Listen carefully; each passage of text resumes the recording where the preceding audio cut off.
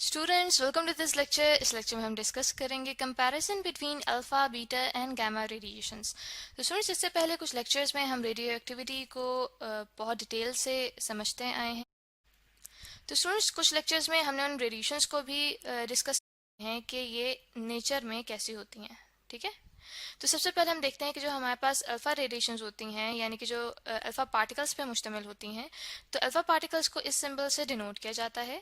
और जो alpha particle होता है उसके अंदर दो न्यूट्रॉन्स होते हैं और दो प्रोटॉन्स होते हैं। तो दो प्रोटॉन्स होने की वजह से उसके ऊपर जो चार्ज होता है, ठीक है, हम यहाँ पे लिख लेते हैं कि जो उसके ऊपर चार्ज होता है वो होता है +2e। ठीक है, जहाँ पे ये जो +e है यहाँ पे इलेक्ट्रॉनिक चार्ज को शो कर रहा है जो कि हमारे पास पॉजिटिव है क्योंकि ये प्रोटॉन का चार्ज है। ठीक है, और साथ ही 2 इसको शो कर रहा है कि हमारे पास दो प्रोटॉन्स के बराबर चार्ज मौजूद है एक अल्फा पार्टिकल पे। तो सुनिए, ये जो अल्फा पार्टिकल होता है इसके करेक्टरिस्टिक्स बिल्कुल सिमिलर होते हैं एक हीलियम न्यूक्लियाई के।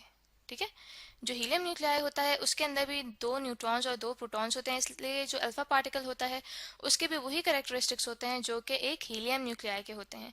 इसी तरह से स्टूडेंट्स, जो दूसरी रेडिएशंस हमारे पास आती हैं रेडियो एक्टिव डिके के बाद, वो होती हैं बीटा रेज। ठीक है, और बीटा रेज में हमारे पास बीटा पार्टिकल्स होते हैं जिनको इस सिंबल से रिप्रेजेंट किया जाता है। तो स्टूडेंट्स, अब डिपेंड करता है कि एक रेडियो एक्टिव डिके के दौरान हमारे पास अगर ऐसे पार्टिकल्स एमिट आउट हों जिनके ऊपर माइनस मतलब कि नेगेटिव चार्ज मौजूद है -e, यानी कि एक इलेक्ट्रॉन के बराबर उन पे चार्ज मौजूद है तो उन इलेक्ट्रॉन के ऊपर। तो इसी तरह से अगर दूसरी तरफ देखा जाए तो अगर हमारे पास ऐसी रेडियो एक्टिव डिके के दौरान रेडिएशंस हों जिनके अंदर ऐसे पार्टिकल्स एमिट आउट हों पॉजिट्रॉन्स, क्योंकि पॉजिट्रॉन्स हमारे पास ऐसे पार्टिकल्स होते हैं जिनका जो मास है वो इलेक्ट्रॉन के बराबर होता है लेकिन उनके ऊपर जो चार्ज होता है वो पॉजिटिव होता है।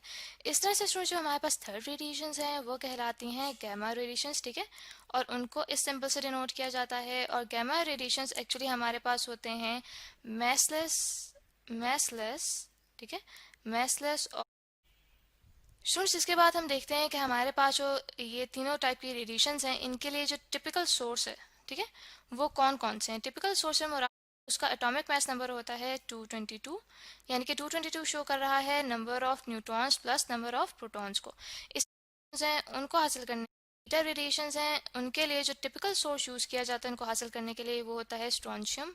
ठीक है, स्ट्रोंशियम को यूज़ किया जाता है इनको हासिल करने के लिए और उसका जो एटॉमिक मास होता है वो होता है 94।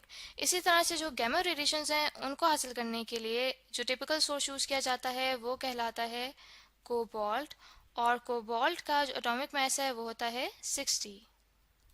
तो स्टूडेंट्स, इसके बाद अब हम देखते हैं कि जो इलेक्ट्रॉन्स हैं उसमें हमने देखा है मैग्नेटिक फील्ड्स होती हैं उनका क्या इफेक्ट होता है इन तीनों किस्म की रेडिएशंस के ऊपर। ठीक है, तो यहाँ पे हम लिखते हैं इफेक्ट ऑफ। इसी तरह से जो हमारे पास बीटा रेज होती हैं यानी कि बीटा पार्टिकल्स वो भी चार्ज पार्टिकल्स हैं। ठीक है, अगर नेगेटिव पार्टिकल एमिट आउट होगा, ठीक है, नेगेटिव चार्ज का पार्टिकल एमिट आउट होगा तो हम कहते हैं कि negative beta particle emit out हुआ है। या फिर अगर हमारे पास पॉजिटिव चार्ज का पार्टिकल एमिट आउट होगा तो हम कहते हैं कि हमारे पास positive beta particle emit out हुआ है। तो दैट मीन्स कि चार्ज पार्टिकल होने की वजह से इलेक्ट्रिक फील्ड और मैग्नेटिक फील्ड का इफेक्ट होता है बीटा रेज पे। लेकिन स्टूडेंट्स, हमने देखा है कि जो हमारे पास गैमा रेज हैं वो चार्जलेस फोटॉन्स पे मुश्तमिल होती हैं, इसलिए गैमा रेज के ऊपर इलेक्ट्रिक या मैग्नेटिक फील्ड का असर नहीं होता। इनटू 10⁻⁵ बाद स्टूडेंट्स हम फोर्थ पॉइंट पे आएंगे जहाँ पे हम डिस्कस करेंगे इनकी स्पीड का। ठीक है, कि जो हमारे पास पार्टिकल्स होते हैं इनकी नॉर्मल स्पीड क्या होती है। ठीक है, तो अल्फा पार्टिकल्स की जो नॉर्मल स्पीड होती है वो होती है 1.4 इंटू 10⁻⁷ मीटर पर सेकेंड। ठीक है, और 1.4 इंटू 10⁻⁷ मीटर पर सेकेंड से लेके 1.7 इंटू 10⁻⁷ मीटर पर सेकेंड की रेंज में इनकी स्पीड होती है जब ये एमिट आउट होते हैं किसी रेडियो एक्टिव एलिमेंट में से। इसी तरह से स्टूडेंट्स, जो हमारे पास बीटा पार्टिकल्स हैं वो जब एमिट आउट होते हैं किसी रेडियो एक्टिव एलिमेंट में से तो उनकी जो स्पीड होती है वो अप्रॉक्सीमेटली इक्वल होती है 1 इंटू 10⁻⁸ मीटर पर सेकेंड के। ठीक है, और इस तरह से जो हमारे पास गैमा रेज हैं उनकी जो स्पीड है वो अप्रॉक्सीमेटली इक्वल होती है वेलोसिटी ऑफ लाइट के, और वेलोसिटी ऑफ लाइट हमारे पास होती है 3 इंटू 10⁻⁸ मीटर पर सेकेंड के।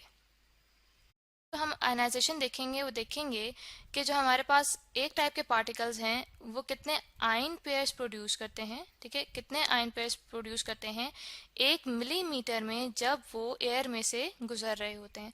तो इसमें जो हमारे पास अल्फा पार्टिकल्स हैं वो प्रोड्यूस करते हैं 10⁴ आयन पेयर्स पर मिलीमीटर, ठीक है।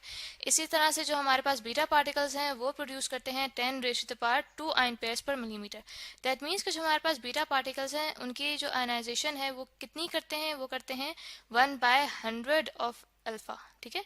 यानी कि जो हमारे पास अल्फा पार्टिकल्स जितनी आयनाइजेशन करते हैं उनके 1/100 times 100 of beta particles ionization करते हैं। यानी कि जितनी हमारे पास बीटा पार्टिकल्स एयर के अंदर आयनाइजेशन करती हैं उनके मुकाबले में 1/100 टाइम्स गैमा रेज जो हैं वो आयनाइजेशन प्रोड्यूस करती हैं एयर में। तो स्टूडेंट्स यहाँ पे हम ये जो अल्फा पार्टिकल्स हैं ये हमारे पास मैसिव पार्टिकल्स होते हैं, इसलिए उनकी कोलिजन भी ज़्यादा होती है मटेरियल के एटम्स के साथ, और इसलिए वो आयनाइजेशन भी ज़्यादा प्रोड्यूस करते हैं।